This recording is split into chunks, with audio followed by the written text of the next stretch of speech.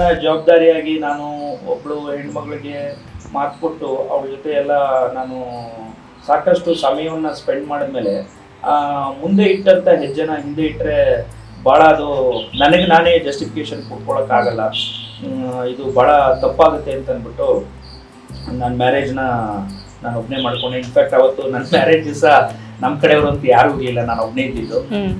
ಎಲ್ಲ ಬಂದಿದ್ದಂಥ ಬಂಧುಗಳೆಲ್ಲ ಮೇಡಮ್ ಕಡೆಯವರೇನೆ. ಹಾಗೆ ಮಾಡಿದಾಗ ಅದೊಂದ್ಸಲ ಅಂತ ಕಾಣುತ್ತೆ 19-20 ಬೇರೆ ಬೇರೆ ಆಗ್ಬಿಡ್ತು ನಂಬರ್ಗಳು. ಸೊ ಅಲ್ಲಿ ನಮ್ಗೆ ಕಾಡೊಳಗಡೆ ಹೋಗ್ಬೇಕಾದಾಗ ಒಂದು 5 ಲೀಟರ್ಸ್ ವಾಟರು, ಸ್ವಲ್ಪ ಅಕ್ಕಿ, ರವೆ, ಸಕ್ಕರೆ, ಕಾಫಿ, ಇಷ್ಟು ಕಾಫಿ ಪೌಡರ್ ಕೊಟ್ಬಿಟ್ಟು ನಮ್ಮನ್ನ ಬಿಟ್ಬಿಡ್ತಾರೆ. GPS ಇನ್ಸ್ಟ್ರೂಮೆಂಟ್ ಕೊಟ್ಬಿಟ್ಟು. ಅಫ್ಕೋರ್ಸ್ ಒಬ್ರು ಗೈಡ್ ಇರ್ತಾರೆ, ದೂರದಿಂದ ನಮ್ಮನ್ನ ಅಬ್ಸರ್ವ್ ಮಾಡ್ತಾ ಇರ್ತಾರೆ. ನಾವು ಅವ್ರ ಡೈರೆಕ್ಷನ್ ಪ್ರಕಾರ ಕಾಡಲ್ಲಿ ಕಾರ್ಯಾಚರಣೆ ಮಾಡ್ಬೇಕು. ಅವಾಗ 3 ದಿವಸ ನಾವೇ ಅಡಿಗೆ ಮಾಡ್ಕೋಬೇಕಲ್ಲ. ಸ್ವಲ್ಪ ನಮ್ಗೆ ಅಡಿಗೆನಲ್ಲಿ ಒಂದು ಸ್ವಲ್ಪ ಅಡಿಗೆ ಕಲ್ತಿದ್ವು, ಬಟ್ ಕಾಡಲ್ಲಿ ಅದೊಂದು ಸಣ್ಣದೊಂದು ಬೌಲ್ ತರ ಇತ್ತು. ಅದನ್ನ ಕಾಡಲ್ಲಿ ಕಡ್ಡಿಗಳನ್ನ ಕಲೆಕ್ಟ್ ಮಾಡಿ ಅದಕ್ಕೆ ಬೆಂಕಿ ಹಚ್ಚಿ ಅದನ್ನ ಬಿಸಿ ಮಾಡಿ ಅದರಲ್ಲಿ ನೀರ್ ಹಾಕ್ಬಿಟ್ಟು ಉಪ್ಪಿಟ್ಟು ಮಾಡ್ಬೇಕಾಗಿ ಬಂತು. ಇವರು ಎದುರುಗಡೆ ಕೂತ್ಕೊಂಡು ಉಪ್ಪಿಟ್ಟು ಮಾಡ್ತಾ ಇದ್ರೆ ನಾನು ಎಷ್ಟು ಕೇಳಿದ್ರು ಬಂದು ನಮ್ಗೆ ಸಾಕಾರನೆ ಕೊಡ್ತಾ ಇಲ್ಲ. ನನಗೆ ಅವಾಗ ಬಹಳ ಮನ್ಸಿಗೆ ಪಿಂಚ್ ಅನ್ನಿಸ್ತಾ ಇತ್ತು.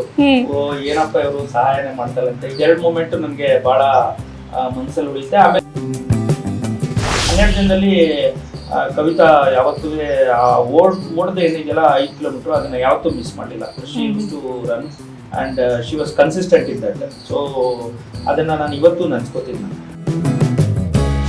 ಭಾರತ ದೇಶದ ಆಲ್ಮೋಸ್ಟ್ ಆಲ್ ಎಲ್ಲಾ ರಾಜ್ಯದ ಹೆಣ್ಮಕ್ಳ ಬಗ್ಗೆನೂ ನನಗೆ ಮಾಹಿತಿ ಇತ್ತು.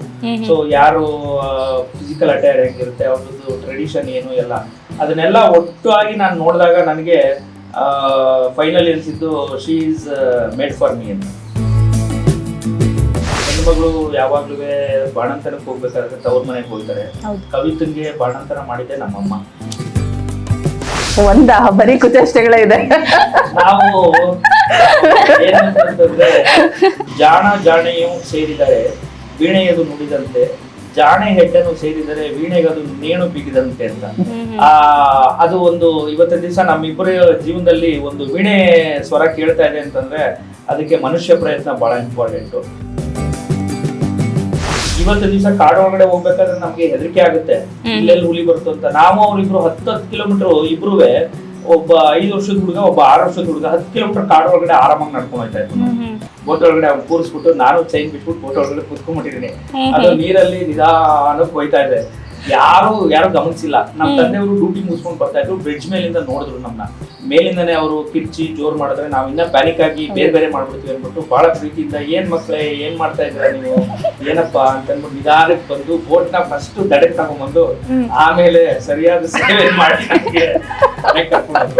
ಅದು ಯಾವಾಗ್ಲೂ ಮರೆಯಕ್ಕಾಗಲ್ಲ. ತುಂಬಾ ಒಂದು ಜ್ಞಾಪಕ ಇರ್ತಕ್ಕಂಥ ಒಂದು. ಅವಾಗ ಏನು ಅಂತಂದ್ರೆ ಈ ಆಟಂ ಬಾಂಬ್ ಅಂತ ಒಂದು ಬರುತ್ತೆ, ಹಸಿರು ಕಲರ್ದು ದಾರ ಕಟ್ಟಿದ್ರು. ಅದನ್ನ ಒಂದು ಗಂಧದ ಕಡ್ಡಿಗೆ ಪ್ಲಾಸ್ಟರ್ ಮಾಡ್ಬಿಟ್ಟು ನಾವು ಗಂಧದ ಕಡ್ಡಿ ಹಚ್ಬಿಟ್ಟು ಒಂದು ಬೆಂಚ್ ಕೆಳಗಡೆ ಇಟ್ಬಿಟ್ಟಿದ್ವಿ ಟೈಮ್ ತರ. ಸೊ ಅದು ಒಂದು 5 ನಿಮಿಷ ಆದ್ಮೇಲೆ ಗಂಧದ ಕಡ್ಡಿ ಉರ್ಕೊಂಡು ಅದ್ರ ಹತ್ರ ಬಂದಾಗ ಕ್ಲಾಸ್ ನಡೀತಾ ಇದ್ದಾಗ ಮಧ್ಯದಲ್ಲಿ ದಬಾರ್ ಅಂತ ಹೊಡೆದ್ಬಿಡ್ತು. ಕ್ಲಾಸ್ ಅಲ್ಲಿ ಇದ್ದವ್ರೆಲ್ಲ ಬೆಚ್ಚಿ ಬಹಳ ಇದ್ ಮಾಡಿ. ಆ ಟೈಮಲ್ಲಿ ನನಗೆ ಕಾಲೇಜಿಂದ 1 ವಾರ ಸಸ್ಪೆಂಡ್ ಮಾಡಿದ್ರು. ಅದಾದ್ಮೇಲೆ ನಾನು ಪರಿಪೂರ್ಣವಾಗಿ ಚೇಂಜ್ ಆಗಿ ಅಕಾಡೆಮಿಕ್ಸ್ ಅಲ್ಲಿ ಬಹಳ ಸ್ಟ್ರಾಂಗ್ ಆಗ್ಬೇಕು ಅಂತ ಡಿಸೈಡ್ ಮಾಡಿ ಒಳ್ಳೆ ರೀತಿನಲ್ಲಿ ಓದಿ ಒಳ್ಳೆ ಉತ್ತಮ ವಿದ್ಯಾರ್ಥಿ ಆದ ನಾನು.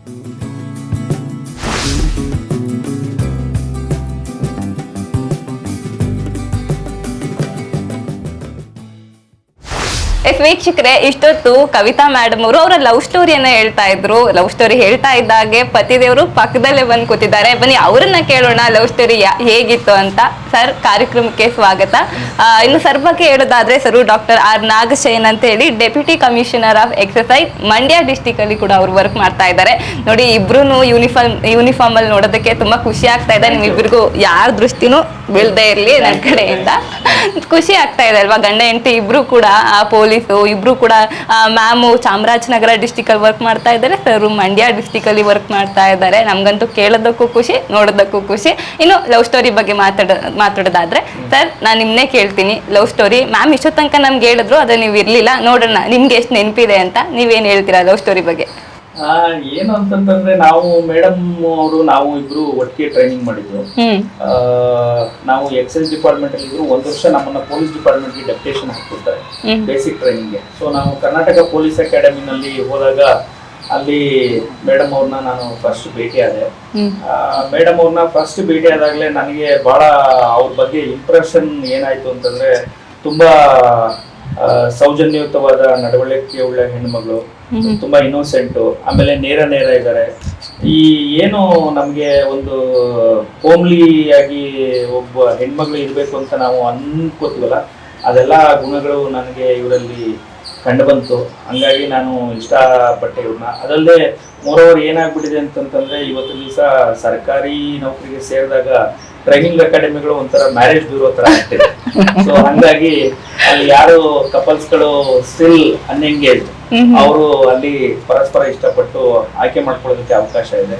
ಸೊ ಒಂದು ಅವಕಾಶನ ನಮ್ಗೆ KPA ಒದಗಿಸ್ಕೊಡ್ತು. ಅದನ್ನ ನಾನು ಯಾವಾಗಲೂ ಜೀವಮಾನ ಪರ್ಯಂತ ಜ್ಞಾಪಿಸ್ಕೊತೀನಿ. ನೆನಪಿಸ್ಕೊಳ್ತೀರಾ? ಈಗ ಮ್ಯಾಮು ನಮ್ಗೊಂದು ನಂಬರ್ ಹೇಳಿದ್ರು, ಇಬ್ರು ಪಕ್ಕ ಇದ್ವಿ ಅಂತ. ನಿಮ್ಗೆ ಆ ನಂಬರ್ ನೆನಪಿದ್ಯಾ? ನೆನಪಿದೆ, ಚೆನ್ನಾಗಿ ನೆನಪಿದೆ. ನಮ್ಮಲ್ಲಿ ಏನು ಅಂತಂದ್ರೆ, ಪೊಲೀಸ್ ಅಲ್ಲಿ ಒಂದು ಪ್ಲಟೂನ್ ಮಾಡ್ಬೇಕಾದ್ರೆ 24 ಜನದ್ದು ಅಥವಾ 27 ಜನದ್ದು ಪ್ಲಟೂನ್ ಮಾಡ್ತೀವಿ ನಾವು.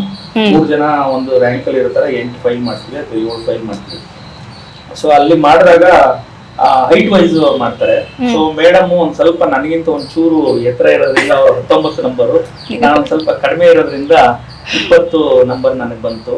ಸೊ ಅದು 19-20 ಬಂದಿದ್ರಿಂದ ಏನಾಯ್ತು ಅಂತಂತಂದ್ರೆ, ಥ್ರೂಔಟ್ ಟ್ರೈನಿಂಗ್ ಯಾವ್ದೇ ಒಂದು ಟೀಮ್ ಮಾಡ್ಬೇಕಾದ್ರೆ, ಯಾವ್ದೇ ಒಂದು ಗ್ರೂಪ್ ಮಾಡ್ಬೇಕಾದ್ರೆ ಯಾವಾಗ್ಲೂ ಮೋಸ್ಟ್ ಆಫ್ ದ ಟೈಮು ನಾವು ಜೊತೆನೆ ಇದ್ದು ಹೆಚ್ಚು ಸಮಯ ಕಳೆಯೋದಕ್ಕಾಯ್ತು. ಆಮೇಲೆ ಹೆಚ್ಚು ಒಬ್ಬರನ್ನೊಬ್ರು ಅರ್ಥ ಮಾಡ್ಕೊಳ್ಳೋದಕ್ಕೆ ಒಂದು ಅನುಕೂಲ ಆಯ್ತು. ಆ ನಂಬರ್ ನಾನು ಲೈಫ್ ಲಾಂಗ್ ಮರೆಯಕ್ಕಾಗಲ್ಲ. ಹಾಗಾದ್ರೆ ನಾನ್ ಕೇಳ್ಪಟ್ಟ ಹಾಗೆ ಮ್ಯಾಮ್ಗೆ ಒಂದು ಮೆಮೊರೇಬಲ್ ಮೂಮೆಂಟ್ ನ ಶೇರ್ ಮಾಡ್ಕೊಂಡ್ರು. ನಿಮ್ಗೆ ಯಾವ್ದು ಮೆಮೊರೇಬಲ್ ಮೂಮೆಂಟ್ ನಿಮ್ ಲವ್ ಸ್ಟೋರಿಯಲ್ಲಿ? ನನಗೆ 2 ಬಹಳ ತುಂಬಾ ಇಂಟ್ರೆಸ್ಟಿಂಗ್ ಅನ್ಸುತ್ತೆ. ಒಂದೇನು ಅಂತಂತಂದ್ರೆ, ನಾವು ಬೆಳಗ್ಗೆಯಿಂದೆಲ್ಲ ಕ್ಲಾಸ್ ಮಾಡಿ ಬಂದಾದ್ಮೇಲೆ ಮಧ್ಯಾಹ್ನ ಹೊತ್ತು ಮೆಸ್ಸಲ್ಲಿ ಊಟ ಮಾಡ್ಬೇಕು. ನಾವು ಊಟ ಮಾಡ್ಬೇಕಾದಾಗ ಇವರೆಲ್ಲ ಪೊಲೀಸ್ನವರು, ಇವರು 12 ಜನ ಇದ್ರು, ನಾವು 13 ಜನ ಇದ್ರು. ಇವರು ಪೊಲೀಸ್ DSPಗಳು, ನಾವು ಎಕ್ಸೈಸ್ ಅವರು 12 ಜನ ಇದ್ರು. ಇವರು ಯಾವಾಗ್ಲೂ ನಮ್ ಜೊತೆ ಸೇರ್ತಾ ಇರಲ್ಲ, ಇವರೇ ಒಂದು ಗ್ರೂಪ್ ಮಾಡ್ಕೊಂಡು ಬೇರೆ ಟೇಬಲ್ ಅಲ್ಲಿ ಕುತ್ಕೊಳ್ಳೋರು. ನಾವು 12 ಜನ ನಾವು ಬೇರೆ ಟೇಬಲ್ ಕುತ್ಕೊಳ್ಳೋದು. ಆವಾಗ ಊಟ ಮಾಡ್ಬೇಕಾದಾಗ ಅಲ್ಲಿ ಮೆಸ್ ಅಲ್ಲಿ ಒಂದು ರೇಡಿಯೋ ಇತ್ತು. ಅಲ್ಲಿ ಮಧ್ಯಾಹ್ನದ ಹೊತ್ತು 1:30 ಇಂದ 2 ಗಂಟೆವರೆಗೆ ಹಳೇ ಕನ್ನಡ ಫಿಲ್ಮ್ ಸಾಂಗ್ಸ್, ಲವ್ ಸಾಂಗ್ಸ್ಗಳು FM ಅಲ್ಲಿ ಬರೋದು. ಆವಾಗ ಅದು ಬರ್ತಾ ಇದ್ದಾಗೆಲ್ಲ ನಾನು ಹಾಡ್ ಕೇಳ್ಕೊಂಡು ಮೇಡಮ್ ಕಡೆ ನೋಡ್ತಾ ಊಟ ಮಾಡ್ತಾ ಇದ್ದೆ. ಫೀಲ್ ಮಾಡ್ತಾ ಇದ್ರಿ ಸಾಂಗ್. ಅದೊಂದು ಬಹಳ ಇದಾಗುತ್ತೆ. ಆಮೇಲೆ ಇನ್ನೊಂದು ಏನಾಯ್ತು ಅಂತಂದ್ರೆ, ನಮ್ದು ಎಲ್ಲ ಟ್ರೈನಿಂಗ್ ಆದ್ಮೇಲೆ ಲಾಸ್ಟ್ ಅಲ್ಲಿ ಟ್ರೈನಿಂಗ್ ಮಾಡ್ಯೂಲ್ ಅಲ್ಲಿ ಈಗ ಹೊಸದಾಗಿ IPS ನವ್ರಿಗೆ ಮತ್ತೆ KSPS ಅವ್ರಿಗೆ ಅದನ್ನ ಇಂಟ್ರೊಡ್ಯೂಸ್ ಮಾಡಿದ್ದಾರೆ, ಜಂಗಲ್ ವಾರ್ಫೇರ್ ಅಂತ. ಯಾಕೆಂತಂದ್ರೆ ಇತ್ತೀಚೆಗೆ ಈ ಸಮಾಜಘಾತಕ ಶಕ್ತಿಗಳು ಅರಣ್ಯವನ್ನ ಆಶ್ರಯ ತಾಣವಾಗಿ ಮಾಡಿಕೊಂಡು ಪೊಲೀಸ್ ಫೋರ್ಸ್ ಮೇಲೆ ಬೆಳೀತಕ್ಕಂಥ ಸಾಧ್ಯತೆ ಜಾಸ್ತಿ ಇರೋದ್ರಿಂದ ಅದಕ್ಕೆ ನಮ್ಗೆ ಎಕ್ಸ್ಪರ್ಟ್ ಬರಲಿ ಅಂತ ಜಂಗಲ್ ವಾರ್ಫೇರ್ ಮಾಡ್ಯೂಲ್ ಒಂದು ಇಂಟ್ರೊಡ್ಯೂಸ್ ಮಾಡಿದ್ರು. ಅದು NP ಅವರು ನಮ್ಮನ್ನ ಕರ್ಕೊಂಡೋಗಿ ಇಲ್ಲಿ ಬಂಡೀಪುರ ನ್ಯಾಷನಲ್ ಪಾರ್ಕ್ ಅಲ್ಲಿ 3 ನೈಟ್ಸ್ ನಾವು ಸ್ಟೇ ಮಾಡ್ಬೇಕಾಗಿ ಬಂತು. ಆಗ ಮಾಡಿದಾಗ ಅದೊಂದ್ಸಲ ಅಂತ ಕಾಣುತ್ತೆ, 19-20 ಬೇರೆ ಆಗ್ಬಿಡ್ತು ನಂಬರ್ಗಳು. ಸೊ ಅಲ್ಲಿ ನಮ್ಗೆ ಕಾಡೊಳಗಡೆ ಹೋಗ್ಬೇಕಾದಾಗ ಒಂದು 5 ಲೀಟರ್ಸ್ ವಾಟರು, ಸ್ವಲ್ಪ ಅಕ್ಕಿ, ರವೆ, ಸಕ್ಕರೆ, ಕಾಫಿ, ಇಷ್ಟು ಕಾಫಿ ಪೌಡರ್ ಕೊಟ್ಬಿಟ್ಟು ನಮ್ಮನ್ನ ಬಿಟ್ಬಿಡ್ತಾರೆ. GPS ಇನ್ಸ್ಟ್ರೂಮೆಂಟ್ ಕೊಟ್ಬಿಟ್ಟು. ಅಫ್ಕೋರ್ಸ್ ಒಬ್ರು ಗೈಡ್ ಇರ್ತಾರೆ, ದೂರದಿಂದ ನಮ್ಮನ್ನ ಅಬ್ಸರ್ವ್ ಮಾಡ್ತಾ ಇರ್ತಾರೆ. ನಾವು ಅವ್ರ ಡೈರೆಕ್ಷನ್ ಪ್ರಕಾರ ಕಾಡಲ್ಲಿ ಕಾರ್ಯಾಚರಣೆ ಮಾಡ್ಬೇಕು. ಅವಾಗ 3 ದಿವಸ ನಾವೇ ಅಡಿಗೆ ಮಾಡ್ಕೋಬೇಕಲ್ಲ. ಸ್ವಲ್ಪ ನಮ್ಗೆ ಅಡಿಗೆನಲ್ಲಿ ಸ್ವಲ್ಪ ಅಡಿಗೆ ಕಲ್ತಿದ್ವು, ಬಟ್ ಕಾಡಲ್ಲಿ ಅದೊಂದು ಸಣ್ಣ ಒಂದು ಬೌಲ್ ತರ ಇತ್ತು. ಅದನ್ನ ಕಾಡಲ್ಲಿ ಕಡ್ಡಿಗಳನ್ನ ಕಲೆಕ್ಟ್ ಮಾಡಿ ಅದಕ್ಕೆ ಬೆಂಕಿ ಹಚ್ಚಿ ಅದನ್ನ ಬಿಸಿ ಮಾಡಿ ಅದರಲ್ಲಿ ನೀರ್ ಹಾಕ್ಬಿಟ್ಟು ಉಪ್ಪಿಟ್ಟು ಮಾಡ್ಬೇಕಾಗಿ ಬಂತು. ಇವರು ಎದುರುಗಡೆ ಕುತ್ಕೊಂಡು ಉಪ್ಪಿಟ್ಟು ಮಾಡ್ತಾ ಇದ್ರೆ ನಾನು ಎಷ್ಟು ಕೇಳಿದ್ರು ಒಂದು ನಮ್ಗೆ ಸಾಕಾರನೆ ಕೊಡ್ತಾ ಇಲ್ಲ. ನನಗೆ ಅವಾಗ ಬಹಳ ಮನ್ಸಿಗೆ ಪಿಂಚ್ ಅನ್ನಿಸ್ತಾ ಇತ್ತು. ಏನಪ್ಪ ಇವರು ಸಹಾಯನೇ ಮಾಡ್ತಾ ಇಲ್ಲ ಅಂತ. 2 ಮೂಮೆಂಟ್ ನನ್ಗೆ ಬಹಳ ಮನ್ಸಲ್ಲಿ ಉಳಿಯುತ್ತೆ. ಆಮೇಲೆ ಇನ್ನೊಂದು ಬಹಳ ಪ್ರಮುಖವಾಗಿ ಏನಂತಂದ್ರೆ, ಅಲ್ಲಿ KPA ನಲ್ಲಿ ಬೆಳಗ್ಗೆ first round warm up session 1 kilometre radius ಇದೆ. ಅದನ್ನ ನಾವು 5 ರೌಂಡ್ ಓಡಬೇಕು. ಅವಾಗ ಟ್ರೈನಿಂಗ್ ಫಸ್ಟ್ ಡೇ ಇಂದ ಲಾಸ್ಟ್ ಡೇ ವರೆಗೂ 1 ದಿವಸನೂ ಆ ಒಂದು ಪ್ರಕ್ರಿಯೆನಲ್ಲಿ ತನ್ನನ್ನ ತೊಡಗಿಸ್ಕೊಳ್ಳದೆ ಇರ್ತಕ್ಕಂಥ ಹೆಣ್ಮಗಳು ಅಂತಂದ್ರೆ ನಮ್ಮ ಬ್ಯಾಚಲ್ಲಿ ಇವರೊಬ್ಬರೇನೆ. ನಮ್ಮ ಬ್ಯಾಚಲ್ಲಿ ಪೊಲೀಸ್ ಅವರು ಒಂದು 6 ಜನ ಇದ್ರು, ಎಕ್ಸೈಸ್ ಅವರು ಒಂದು 5 ಜನ ಇದ್ರು, 11 ಜನ ಲೇಡಿ 12 ಜನ ಲೇಡಿ ಆಫೀಸರ್ಸ್ ಇದ್ರು. 12 ಜನದಲ್ಲಿ ಕವಿತಾ ಯಾವತ್ತೂ ಓಡದೆ ಏನಿದೆಯಲ್ಲ 5 ಕಿಲೋಮೀಟರ್ ಅದನ್ನ ಯಾವತ್ತೂ ಮಿಸ್ ಮಾಡಲಿಲ್ಲ. She used to run and she was consistent in that. So ಅದನ್ನ ನಾನು ಇವತ್ತು ನೆನ್ಸ್ಕೊತೀನಿ. ನಾನು ಅವಾಗ ಅನ್ಕೊಳ್ತಾ ಇದ್ರಿ ಆದ್ರೆ ಇವ್ರನ್ನೇ ಮದ್ವೆ ಆಗ್ಬೇಕು, ನನ್ ಬಾಳ ಸಂಗತಿ ಇವಳೆ ಪರ್ಫೆಕ್ಟ್ ಮ್ಯಾಚ್ ಅಂತ ಅನಿಸ್ತಾ ಇತ್ತು ಅನ್ಸುತ್ತೆ ಅಲ್ವಾ ನಿಮ್ಗೆ? ನನಗೆ ನೋಡಿ, ನಾನು ಇಡೀ ದೇಶದಲ್ಲಿ ಎಲ್ಲಾ ಕಡೆ ಓಡಾಡಿ ಬಂದಿದ್ದೆ. ನಾನು 8 ವರ್ಷ ದೆಹಲಿನಲ್ಲಿ ವಾಜಿರಾಮನ್ ರವಿ ಅಂತ ಒಂದು IAS ಆಸ್ಪಿರೆಂಟ್ಸ್ ಕೋಚಿಂಗ್ ಮಾಡ್ತಕ್ಕಂಥ ಒಂದು ಇನ್ಸ್ಟಿಟ್ಯೂಟ್ ಇದೆ. ಇವತ್ತಿನ ದಿವಸ ಇಂಡಿಯಾದಲ್ಲಿ ಏನು IAS IPS ಇದಾರಲ್ಲ ಅದರಲ್ಲಿ more than 90% ಆ ಇನ್ಸ್ಟಿಟ್ಯೂಟ್ ಇಂದ ಪಾಸ್ ಆದವರು. ಅಲ್ಲಿ ನಾನು 5 ವರ್ಷ ಲೆಕ್ಚರರ್ ಆಗಿದ್ದೆ, ನ್ಯಾಷನಲ್ ಕ್ಯಾಪಿಟಲ್ ಇದ್ದೆ. ಆಮೇಲೆ ಮೋರೋವರ್ ನಾನೇ IAS ಇಂಟರ್ವ್ಯೂ 2005 ಕೊಟ್ಟಿದ್ದೆ. ಅವ್ರ ಪೋಸ್ಟ್ ಎಲ್ಲ ಕಡಿಮೆ ಇತ್ತು, ಹಂಗಾಗಿ ನಮ್ದು ಸೆಲೆಕ್ಷನ್ ಆಗಿಲ್ಲ. ಸೊ ನನಗೆ ಒಳ್ಳೆ ಎಕ್ಸ್ಪೋಜರ್ ಇತ್ತು. ನಾನು ಭಾರತ ದೇಶದ ಆಲ್ಮೋಸ್ಟ್ ಅಲ್ಲಿ ಎಲ್ಲಾ ರಾಜ್ಯದ ಹೆಣ್ಮಕ್ಳ ಬಗ್ಗೆನೂ ನನಗೆ ಮಾಹಿತಿ ಇತ್ತು. ಸೊ ಯಾರು ಫಿಸಿಕಲ್ ಅಟೈರ್ ಹೆಂಗಿರುತ್ತೆ, ಅವ್ರದ್ದು ಟ್ರೆಡಿಷನ್ ಏನು ಎಲ್ಲ ಅದನ್ನೆಲ್ಲ ಒಟ್ಟಾಗಿ ನಾನು ನೋಡಿದಾಗ ನನಗೆ ಫೈನಲ್ ಅನ್ಸಿದ್ದು she is made for me ಅಂತ. ಅವಾಗ ಈಗ ನಿಮ್ಮ ಲವ್ ಸ್ಟೋರಿ ಒಂದು ಗುಡ್ ಮೂಮೆಂಟ್ಸ್ ನಾವು ಮೆಲ್ಕ್ ಹಾಕಿದ್ವಿ. ಮ್ಯಾಮ್ ಹೇಳಿದ್ರು ಸ್ವಲ್ಪ ನಿಮ್ಮ ಫ್ಯಾಮಿಲಿ ಕಡೆಯಿಂದ ಮದುವೆಗೆ ಅಷ್ಟೊಂದು ಒಪ್ಕೊಳ್ಳಿಲ್ಲ ಅಂತ. ಅವಾಗ ನೀವೇ ಹೋಗಿ ಇಲ್ಲ ನಾನು ಮದುವೆ ಆಗೇ ಆಗ್ತೀನಿ ಅಂತ ಮ್ಯಾಮ್ನ ಮದುವೆ ಆದ್ರಿ. ಇದರಲ್ಲಿ ಮಾತಾಡೋದಾದ್ರೆ ನೋಡಿ, ನಮ್ದು ಮೇಡಮ್ ಅವರು ಇಂಟರ್ವ್ಯೂನಲ್ಲಿ ಹೇಳಿರ್ಬೇಕು, ನಮ್ದು ಒಂದು inter caste marriage. So inter caste marriage ಆದಾಗ ನಾನು ನಮ್ಮ ಫ್ಯಾಮಿಲಿಯವರು ಮಾಡೋದು ತಪ್ಪು ಅಂತ ಹೇಳಲ್ಲ. ಅವರು ಬೆಳೆದು ಬಂದಂಥ ವಾತಾವರಣ ಒಂದು ತುಂಬ ಟ್ರೆಡಿಷನಲ್ ಸಾಂಪ್ರದಾಯಿಕ ಕುಟುಂಬದಿಂದ ಬಂದಂಥ ಒಂದು ಹೆಣ್ಮಗಳು ನಮ್ಮ ತಾಯಿಯವರು. ನಮ್ಮ ತಂದೆಯವರು ಇರಲಿಲ್ಲ. ನಮ್ಮ ತಂದೆಯವರು ನಾನು ಕೆಲ್ಸಕ್ಕೆ ಸೇರೋಕ್ಕೆ ಮುಂಚೆನೆ ಎಕ್ಸ್ಪೈರ್ ಆಗ್ಬಿಟ್ಟಿದ್ರು. ನಮ್ಮ ತಾಯಿಯವರು ಇದ್ರು. ಅವ್ರಿಗೆ ಇದೊಂಥರ ಬಹಳ ಆಘಾತಕಾರಿ ಸಿಡಿಲ ಬಡಿತಾ ಬಂದಂಗೆ ಅವ್ರಿಗೆ ಈ ತರ ನಾನು ಇಂಟರ್ ಕ್ಯಾಸ್ಟ್ ಮ್ಯಾರೇಜ್ ಆಯ್ತಾ ಇದೀನಿ ಅಂತ ಅವ್ರನ್ನ ನಾನು ಕೇಳಿದೆ. ನಾನೇನು ಅವ್ರಿಗೆ ಇನ್ಫಾರ್ಮೇಶನ್ ಕೊಡದೇ ಏನಿಲ್ಲ, ಅವ್ರಿಗೆ ಮಾಹಿತಿ ಹಂಚ್ಕೊಂಡು ಈ ತರ ಮಾಡ್ಬೇಕು ಅನ್ಕೊಂಡಿದ್ದೀನಿ ಅಂತ ಅವ್ರ ಅನುಮತಿ ಕೊಡ್ದೆ. ಬಟ್ ಅವರು ಅದನ್ನ ಬಹಳ ತುಂಬಾ ಆಘಾತಕಾರಿ ಆಯ್ತು ಅವ್ರಿಗೆ. ಸೊ ಹಾಗಾಗಿ ಅವಾಗ ನಾನು ನೋಡಿದೆ, ನಾನು ನನ್ನ ಜವಾಬ್ದಾರಿಯಾಗಿ ನಾನು ಒಬ್ಳು ಹೆಣ್ಮಗಳಿಗೆ ಮಾತು ಕೊಟ್ಟು ಅವ್ರ ಜೊತೆ ಎಲ್ಲ ನಾನು ಸಾಕಷ್ಟು ಸಮಯವನ್ನು ಸ್ಪೆಂಡ್ ಮಾಡಿದ್ಮೇಲೆ ಮುಂದೆ ಇಟ್ಟಂಥ ಹೆಜ್ಜೆನ ಹಿಂದೆ ಇಟ್ಟರೆ ಭಾಳ ಅದು ನನಗೆ ನಾನೇ ಜಸ್ಟಿಫಿಕೇಶನ್ ಕೊಟ್ಕೊಳಕ್ಕಾಗಲ್ಲ, ಇದು ಭಾಳ ತಪ್ಪಾಗುತ್ತೆ ಅಂತ ಅಂದ್ಬಿಟ್ಟು ನನ್ನ ಮ್ಯಾರೇಜ್ನ ನಾನು ಒಬ್ಬನೇ ಮಾಡ್ಕೊಂಡೆ. ಇನ್ಫ್ಯಾಕ್ಟ್ ಅವತ್ತು ನನ್ನ ಮ್ಯಾರೇಜ್ ದಿವಸ ನಮ್ಮ ಕಡೆಯವರು ಅಂತ ಯಾರೂ ಇರಲಿಲ್ಲ, ನಾನು ಒಬ್ಬನೇ ಇದ್ದಿದ್ದು. ಎಲ್ಲ ಬಂದಿದ್ದಂಥ ಬಂಧುಗಳೆಲ್ಲ ಮೇಡಮ್ ಕಡೆಯವರೇನೆ. ಬಟ್ ಅದಾದ್ಮೇಲೆ ನಮ್ಮ ತಾಯಿಯವರು ಬಹಳ ಸಕಾರಾತ್ಮಕವಾಗಿ ಬದಲಾವಣೆ ಆಯಿತು ಅವ್ರಿಗೆ. ಎಸ್ಪೆಷಲಿ ನನ್ನ ಮಗಳು ನಿಳಿಂಪ ಹುಟ್ಟಿದ್ಮೇಲೆ ನಮ್ಮ ತಾಯಿಯವರು ಪರಿಪೂರ್ಣವಾಗಿ ಚೇಂಜ್ ಆದ್ರು. ಕವಿತನ್ನ ಸೊಸೆ ಅಂತ ಒಪ್ಕೊಂಡ್ರು. ಆಮೇಲೆ ನಾವೆಲ್ಲ ತುಂಬಾ ಕ್ವಾಲಿಟಿ ಟೈಮ್ ಸ್ಪೆಂಡ್ ಮಾಡೋದು ತುಂಬಾ ಚೆನ್ನಾಗಿತ್ತು. ಇನ್ಫ್ಯಾಕ್ಟ್ ನೀವು ಗಮನಿಸಿರ್ಬೋದು, ಹೆಣ್ಮಗಳು ಯಾವಾಗ್ಲೂ ಬಾಣಂತನಕ್ಕೆ ಹೋಗ್ಬೇಕಾದ್ರೆ ತವ್ರ ಮನೆಗೆ ಹೋಗ್ತಾರೆ. ಕವಿತನ್ಗೆ ಬಾಣಂತನ ಮಾಡಿದ್ದೆ ನಮ್ಮಮ್ಮ ಸೊಸೆನ. ಸೊ ಹಂಗಾಗಿ she accepted her and we were going in a very good time. But unfortunately ನಿಮ್ಗೆ ಗೊತ್ತಿದೆಯಲ್ಲ, ಲೈಫಲ್ಲಿ ಎಲ್ಲ ವಿಧಿಲಿಖಿತ. ಸೊ ಹಂಗಾಗಿ ನಮ್ಮ ತಾಯಿಯವ್ರಿಗೆ ಅನ್ಟೈಮ್ಲಿ ಅವ್ರಿಗೆ ಲಂಗ್ ಕ್ಯಾನ್ಸರ್ ಡಿಟೆಕ್ಟ್ ಆಗಿ ಅವರು she passed away. So we still miss her even today. But I am seeing my mother once again in my son. ನನ್ನ ಮಗನ ತುಂಟಾಟ, ಅವನ ಹ್ಯೂಮರು, ಇದೆಲ್ಲ ನಮ್ಮ ತಾಯಿಯವರ ಒಂದು ಗುಣಗಳನ್ನ ಅವ್ನು ಮೈಗೂಡಿಸ್ಕೊಂಡಿದ್ದಾನೆ. ಸೊ ಹಾಗಾಗಿ ನಾನು ನಮ್ಮ ತಾಯಿಯವರ ಆಬ್ಸೆನ್ಸ್ನ ಇವಾಗ ಇವನ್ ಪ್ರೆಸೆನ್ಸಲ್ಲಿ ನಾನು ಮರೀತಾ ಇದ್ದೀನಿ ಗ್ರ್ಯಾಜುಯಲಿ. ಹಾಗಾದ್ರೆ ಇಂಟರ್ ಕ್ಯಾಸ್ಟ್ ಮ್ಯಾರೇಜ್ ಅಂತ ಬಂದಾಗ ಅಪಾರ್ಟ್ ಫ್ರಮ್ ದಟ್ ನಿಮ್ಮ ಲೈಫಲ್ಲಿ ಆಗಿದ್ದನ್ನ ಬಿಟ್ಟು ಬೇರೆ ಏನಾದರೂ ಒಂದು ಸಲಹೆ ಕೊಡೋದಾದ್ರೆ? ನೋಡಿ, ಭಾರತ ಒಂದು ಜಾತಿ ಆಧಾರಿತ ದೇಶ ಇದೆ. ಇಲ್ಲಿ ಜಾತಿ ವ್ಯವಸ್ಥೆ ಏನಿದೆ ಬುಡಕಟ್ಟು ಸ್ವರೂಪವನ್ನು ಪಡ್ಕೊಂಡಿದೆ. ಜಾತಿ ವ್ಯವಸ್ಥೆ ತಪ್ಪು ಅಂತ ನಾನು ಹೇಳಲ್ಲ. ಬಟ್ ಜಾತಿ ವ್ಯವಸ್ಥೆಯಲ್ಲಿ ಏನೇನೋ ಆಚರಣೆಗಳು ಸಂಪ್ರದಾಯಗಳಿರುತ್ತೆ, ಅದನ್ನೆಲ್ಲ ನಾವು ಮನೆ ಚೌಕಟ್ಟಿನಲ್ಲಿ ಮಾತ್ರ ಪಾಲಿಸಿದ್ರೆ ಬಹಳ ಒಳ್ಳೆಯದು. ಕೆಲವರು ಏನು ಮಾಡ್ತಾರೆ ಅಂತಂದರೆ ಇದನ್ನು ಅತಿರೇಕ ಮಾಡಿಕೊಂಡು ಮನೆ ಚೌಕಟ್ಟಿಂದ ಹೊರಗಡೆ ತಗೊಂಡೋಗಿ ತಮ್ಮ ಅಭಿಪ್ರಾಯ, ತಮ್ಮ ಮೌಲ್ಯಗಳು, ತಮ್ಮ ಏನೋ ಒಂದು ನಂಬಿಕೆ ಇದೆ ಅದನ್ನು ಇನ್ನೊಬ್ಬರ ಮೇಲೆ ಬಲವಂತವಾಗಿ ಹೇರಿಕೆ ಮಾಡಿ ಮಾನಸಿಕವಾಗಿ ಗುಲಾಮರಾಗಂಥ ಒಂದು ಪರಿಸ್ಥಿತಿನ ಸೃಷ್ಟಿ ಮಾಡ್ತಾರೆ. ಇದನ್ನು ನಾನು ಖಂಡಿತವಾಗೂ ವಿರೋಧಿಸ್ತೀನಿ. 12ನೇ ಶತಮಾನದಲ್ಲಿ ಬಸವಣ್ಣವರು ಹೇಳಿದರೆ ನಾವೆಲ್ಲ ಮನುಷ್ಯರಾಗಿರ್ಬೇಕಂತ. ಕನ್ನಡದ ಆದಿಕವಿ ಪಂಪ ಹೇಳಿದ್ದಾನೆ, ಮನುಷ್ಯ ಜಾತಿ ತಾನೊಂದೇ ಬಲಂ ಅಂತ.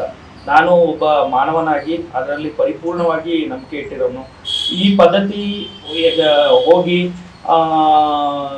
ಒಂದು ಎಲ್ಲರೂ ಚೆನ್ನಾಗಿರ್ತಕ್ಕಂಥ ಸಾಮರಸ್ಯ ಮೂಡಿಸ್ತಕ್ಕಂಥ ಒಂದು ಸಮಾಜ ಬರಬೇಕು ಅಂತಂತಂದ್ರೆ ಜಾತಿ ವ್ಯವಸ್ಥೆನಲ್ಲಿರ್ತಕ್ಕಂಥ ರಿಜಿಡ್ ಕಟ್ಟುಪಾಡುಗಳು ಹೋಗಬೇಕು. ಅದಕ್ಕೆ ನಾನೇನು ಹೇಳೋದೇನು ಅಂತಂತಂದ್ರೆ ರಕ್ತ ಬೆರೆಸಿ ಜಾತಿ ಅಳಿಸಿ ಅಂತ. ರಕ್ತ ಬೆರೆಸಿ ಅಂತಂದ್ರೆ ಇದನ್ನ ಪ್ರಚೋದನಾತ್ಮಕವಾಗಿ ಮತ್ತೆ ಕ್ರಾಂತಿಕಾರಿಯಾಗಿ ತಗೋಬಾರ್ದು, ಅಂದ್ರೆ ವೈಲೆಂಟ್ ಮೂಡ್ ಅಂತ ತಗೋಬಾರ್ದು ಅಂತಲ್ಲ. ರಕ್ತ ಬೆಳೆಸಿ ಅಂತಂದ್ರೆ ಇವತ್ತು ದಿವಸ ನನ್ನ 2 ಮಕ್ಕಳಿದ್ದಾರೆ, ನಿಳಿಂಪ ಮತ್ತೆ ಕೃಷ್ಣ ಆತ್ರೆ ಅಂತ. ಅವರಲ್ಲಿರೋ ರಕ್ತ ನನ್ನ ಮತ್ತೆ ಕವಿತಾ ಅವ್ರ ರಕ್ತ. ಸೊ ರಕ್ತ ಬೆರೆಸಿದೀವಿ ನಾವು, ಬೆರೆಸಿ ಜಾತಿನ ಅಳಿಸಿದೀವಿ. ಸೊ ಹಾಗಾಗಿ ರಕ್ತ ಬೆರೆಸಿ ಜಾತಿ ಅಳಿಸಿ ಅನ್ನೋದನ್ನ ಒಂದು ವಿಶ್ಲೇಷಣಾತ್ಮಕವಾಗಿ ತಗೊಂಡು ಅದನ್ನ ಇಂಪ್ಲಿಮೆಂಟ್ ಮಾಡಬೇಕು ಅಂತ ನಾನಾರು ಅನ್ಕೋತೀನಿ. ಹಾಗಾದ್ರೆ ಇದೆಲ್ಲ ಲವ್ ಸ್ಟೋರಿ ಆಯ್ತು, ಮತ್ತೆ ನಿಮ್ಮ ಒಂದು ಮನೆ ಕಡೆ ಹೇಗಿತ್ತು ಎಲ್ಲಾನು ಹೇಳಿದೆ. ನಿಮ್ಮ ಒಂದು ಬಾಲ್ಯ ಜೀವನ ಹೇಗಿತ್ತು? ನೋಡಿ, ಇವತ್ತು ನನಗೆ ಬಹಳ ಖುಷಿ ಆಗಂತ ವಿಷಯ ಏನಂತಂದ್ರೆ, ಕೆಲವರು ಬಾಲ್ಯ ಬರೀ ನಗರದಲ್ಲಿ ಕಳೆದಿರ್ತಾರೆ, ಕೆಲವರು ಬರೀ ಹಳ್ಳಿನಲ್ಲಿ ಕಳೆದಿರ್ತಾರೆ, ಕೆಲವರು ಅರಣ್ಯದಲ್ಲಿ ಕಳೆದಿರ್ತಾರೆ. ನನ್ನ ಬಾಲ್ಯ ಬಹಳ ಏನು ಈಕ್ವಿಲಿಬ್ರಿಯಂ ಬ್ಯಾಲೆನ್ಸ್ಡ್ ಆಗಿತ್ತು. ನಮ್ಮ ತಂದೆಯವರು ಫಾರೆಸ್ಟ್ ಡಿಪಾರ್ಟ್ಮೆಂಟ್ ಅಲ್ಲಿ ಇದ್ರು. ನಾವೆಲ್ಲ ತುಂಬಾ ನಮ್ಮ ಬೇಸಿಕ್ ಏನು LKG UKG ಅಂತ ಇವತ್ತಿನ ಮಕ್ಕಳು ಹೇಳ್ತಾರಲ್ಲ, ಅದನ್ನೆಲ್ಲ ನಾವು ನಾಗರೋಳೆ ನ್ಯಾಷನಲ್ ಪಾರ್ಕ್ ಅಲ್ಲಿ ಬಳ್ಳೆ ಅಂತ ಒಂದು ಎಲಿಫೆಂಟ್ ಕ್ಯಾಂಪ್ ಇದೆ, ಅಲ್ಲಿ ನಮ್ಮ ತಂದೆಯವರು ಇದ್ರು. ಅಲ್ಲಿ ನಾನು ಮತ್ತೆ ನನ್ನ ಮೊದಲನೇ ತಮ್ಮ, ನಮ್ಮ ತಂದೆ ತಾಯಿಗೆ ನಾವು 3 ಜನ ಗಂಡು ಮಕ್ಕಳು. ನಮ್ಮ ಕಡೆ ತಮ್ಮ ಅವಾಗ ಇನ್ನೂ ಹುಟ್ಟಿರ್ಲಿಲ್ಲ. ನಾನು ನನ್ನ ಮೊದಲನೇ ತಮ್ಮ ಇಬ್ರು ಇವತ್ತು ದಿವಸ ಕಾಡು ಒಳಗಡೆ ಹೋಗ್ಬೇಕಾದ್ರೆ ನಮ್ಗೆ ಹೆದರಿಕೆ ಆಗುತ್ತೆ, ಇಲ್ಲೆಲ್ಲಿ ಹುಲಿ ಬರುತ್ತೋ ಅಂತ. ನಾವು ಅವ್ರಿಬ್ರು 10 ಕಿಲೋಮೀಟರ್ ಇಬ್ರುವೆ, ಒಬ್ಬ 5 ವರ್ಷದ ಹುಡುಗ, ಒಬ್ಬ 6 ವರ್ಷದ ಹುಡುಗ 10 ಕಿಲೋಮೀಟರ್ ಕಾಡು ಒಳಗಡೆ ಆರಾಮಾಗಿ ನಡ್ಕೊಂಡು ಹೋಗ್ತಾ ಇದ್ವಿ. ಯಾರ್ದು ಭಯ ಇಲ್ದೇನೆ ಒಂದ್ ಕಡ್ಡಿ ಹಿಡ್ಕೊಂಡು ಇಡೀ ಕಾಡೆಲ್ಲ ಸುತ್ತಾಡ್ಕೊಂಡ್ ಬರ್ತಾ ಇದ್ವು. ಕಬಿನಿ ಬ್ಯಾಕ್ ವಾಟರ್ಸ್ ಅಲ್ಲಿ ಸ್ವಿಮ್ ಮಾಡ್ತಾ ಇದ್ವು.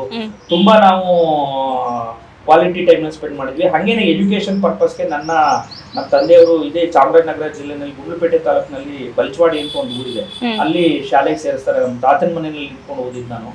ನನಗೆ ಗ್ರಾಮೀಣ ಪರಿಸರನೂ ಪರಿಚಯ ಆಯ್ತು, ಕಾಡಿನ ಪರಿಸರನೂ ಆಯ್ತು. ಆಮೇಲೆ ನಾವು ಹೈಯರ್ ಪ್ರೈಮರಿ ಸ್ಕೂಲ್ ಬಂದ್ಮೇಲೆ ಮೈಸೂರಿಗೆ ಶಿಫ್ಟ್ ಆದ್ವು. ಸೊ ಹಾಗಾಗಿ ಮೈಸೂರಲ್ಲೂ ನಮ್ಮ ಬಾಲ್ಯ ಕಳೆದಿದ್ವಿ. ಸೊ ನನಗೆ ಎಕ್ಸ್ಪೋಜರ್ ಒಂಥರ ಬಹಳ ಒಂದು ಸಮತೋಲಿತ ಒಂದು ಏನು ಅನುಭವ ಇದೆ, ಅದು ನನಗೆ ಸಿಕ್ಕಿದೆ. ಇನ್ಫ್ಯಾಕ್ಟ್ ಇವಾಗ ನಾವು ಕೂತ್ಕೊಂಡು ಇಲ್ಲಿ ಮಾತಾಡ್ತಾ ಇರ್ತಕ್ಕಂಥ ಈ ಮನೆ ಏನಿದೆಯಲ್ಲ, ಈ ಮನೆ ಮುಂದೆ ಖಾಲಿ ಜಾಗ ಇತ್ತು. ಈ ಎದುರುಗಡೆ ನಮ್ಮ ದೊಡ್ಡಪ್ಪ ಅವರು ಅವಾಗ ವರ್ಕ್ ಮಾಡ್ತಾ ಇದ್ವಿ. ಈ ಜಾಗದಲ್ಲೆಲ್ಲ ನಾವು ಕ್ರಿಕೆಟ್ ಆಡಿ ಬೆಳೆದಿರೋದು. ಸೊ ನನಗೆ ಅದೆಲ್ಲ ನೆನಪುಗಳು ಕಾಣುತ್ತೆ. ಅಲ್ಲಿ ಎದುರುಗಡೆ ಕಾಣ್ತಾ ಇರೋ ಟ್ಯಾಂಕ್ ಇದೆಯಲ್ಲ, ಅದು ಹೆಚ್ಚು ಕಡಿಮೆ 70 ವರ್ಷದಿಂದ ಇದೆ. ಆ ಟ್ಯಾಂಕ್ ಮೇಲೆಲ್ಲ ಹತ್ತುತ್ತಾ ಇದ್ವು ನಾವು. ಅದೆಲ್ಲ ನಮ್ಗೆ ಇಲ್ಲಿ ಪ್ರತಿ ಕ್ಷಣನೂ ಅದೆಲ್ಲ ಜ್ಞಾಪಕ ಬರುತ್ತೆ ನನಗೆ. ಸರ್, ಹಾಗಾದ್ರೆ ಇನ್ಸ್ಪೈರ್ಡ್ ಯಾರು ಸರ್ ನಿಮ್ಗೆ ಈ ರೀತಿಯಾಗಿ ಬೆಳಿಬೇಕು ಅನ್ನೋದಕ್ಕೆ? ಮತ್ತೆ ನೀವು ಹೇಳಿದ್ರೆ ನಾವು ತುಂಬಾ ಕಷ್ಟಪಟ್ಟಿದ್ವಿ ಅಂದ್ರೆ, ನೀವು ಮೊದಲನೇ ಮಗ ಬೇರೆ ಮನೆಗೆ, ಇನ್ಸ್ಪೈರ್ ಯಾರು ನಿಮ್ಗೆ? ನೋಡಿ, ನಾವು ಹಿಂಗೆ ಬೆಳಿಬೇಕು ಅಂತ ಏನು ಇಲ್ಲ. ನನ್ನ ಪ್ರಕಾರ, ನನ್ಗೆ ಇವತ್ತಿನವರೆಗಿನ ಅನುಭವದ ಪ್ರಕಾರ ಏನು ಅಂತಂತಂದ್ರೆ, ನೀವು ಏನು ಸ್ಪಷ್ಟವಾದ ಗುರಿಗಳು ಮತ್ತೆ ಆಲೋಚನೆಗಳನ್ನ ಅಂದ್ಕೊಂಡಿರ್ತಾರ ಜೀವನದಲ್ಲಿ, ಅದರಲ್ಲಿ ಒಂದು 30ರಿಂದ 40% ಮಾತ್ರ ಕಾರ್ಯಗತ ಆಗಕ್ಕೆ ಸಾಧ್ಯ. ಬಾಕಿದೆಲ್ಲದಕ್ಕೂ ಲಕ್ ಅಥವಾ ವಿಧಿ ಆಟ ಅಂತ ಏನಿದೆಯಲ್ಲ, ಅದು ಓಕೆ ಆದ್ರೆ ಮಾತ್ರ ಮಾಡ್ಬೋದು. ಇಲ್ಲ ಅಂತಂದ್ರೆ 30% ಮಾತ್ರ ನೀವು ಅನ್ಕೊಂಡಂಗೆ ಮಾಡಕ್ ಸಾಧ್ಯ. ಇವತ್ತಿನ ದಿವಸ ನಾವೇನ್ ಅನ್ಕೊಂಡಿದೀವಿ ಇದೆಲ್ಲ ಪೂರ್ವ ನಿಯೋಜಿತ. ಬಟ್ ಹಂಗನ್ಬಿಟ್ಟು ನಾವು ಮನುಷ್ಯ ಪ್ರಯತ್ನವನ್ನ ನಾವು ಬಿಡದೇ ಇರಬಾರ್ದು. ನಾವು ಮನುಷ್ಯ ಪ್ರಯತ್ನದಲ್ಲಿ ಇರ್ಬೇಕು. ಇವಾಗ ಸೇ ಫಾರ್ ಎಕ್ಸಾಂಪಲ್, ನಾವು ಇದು ಯಾಕೋ ನಮ್ದು ಮೇಡಮ್ದು ಮದುವೆಗೆ ಯಾರು ಹೋಗ್ತಾ ಇಲ್ಲ ಅಂತ ಅಂದ್ಬಿಟ್ಟು ಸುಮ್ಮನೆ ಬಿಟ್ಬಿಟ್ಟಿದ್ರೆ ಮನುಷ್ಯ ಪ್ರಯತ್ನ ಮಾಡಿದೆ, ಇವತ್ತಿನ ದಿವಸ ನಾವು ಸತಿಪತಿಗಳಾಗಕ್ಕೆ ಸಾಧ್ಯನೇ ಇರಲಿಲ್ಲ. ನಮ್ಮ ಕನ್ನಡ ಸಾಹಿತ್ಯದಲ್ಲಿ ಭರತೇಶ ವೈಭವ ಸಂಗ್ರಹ ಅಂತ ಒಂದು ಕೃತಿ ಇದೆ, ರತ್ನಾಕರ ವರ್ಣಿ ಬರೆದಿರೋದು. ಅದರಲ್ಲಿ ಒಂದು ಪದ್ಯ ಹೇಳ್ತಾರೆ ಅವರು, ಜಾಣ ಜಾಣೆಯು ಸೇರಿದರೆ ವೀಣೆಯದು ನುಡಿದಂತೆ, ಜಾಣೆ ಹೆಡ್ಡನ್ನು ಸೇರಿದರೆ ವೀಣೆಗದು ನೇಣು ಬಿಗಿದಂತೆ ಅಂತ.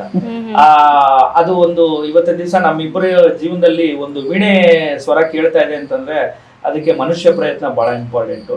ಸೊ ಇಡೀ ನನ್ನ ಜೀವನದಲ್ಲಿ ನಾನು ಯಾವಾಗ್ಲೂ ನಾನು ತೊಂದರೆಗೆ ಸಿಕ್ಕಾಕೊಂಡಾಗ ನಾನು ಫೈಟ್ ಬ್ಯಾಕ್ ಮಾಡಬೇಕು, ಅದನ್ನ ಸೋಲನ್ನು ಒಪ್ಕೊಂಡು ಮತ್ತೆ ಅದನ್ನ ಮೆಟ್ಟಿ ನಿಲ್ತಕ್ಕಂಥ ಒಂದು ಸಾಮರ್ಥ್ಯ ಶಕ್ತಿ ಬರಬೇಕು. ನಾನು ಇದು ಮಾಡಬೇಕು ಅಂತಂದ್ರೆ ನನಗೆ ನಿರಂತರವಾಗಿ ನನಗೆ ಮೋಟಿವೇಶನ್ ಕೊಡ್ತಾ ಇರ್ತಕ್ಕವರು ಅಂತಂತಂದ್ರೆ ನನ್ನ ತಾಯಿಯವರಾದಂಥ ದಿವಂಗತ ಶ್ರೀಮತಿ ಸುನಂದಮ್ಮ ಅವರು.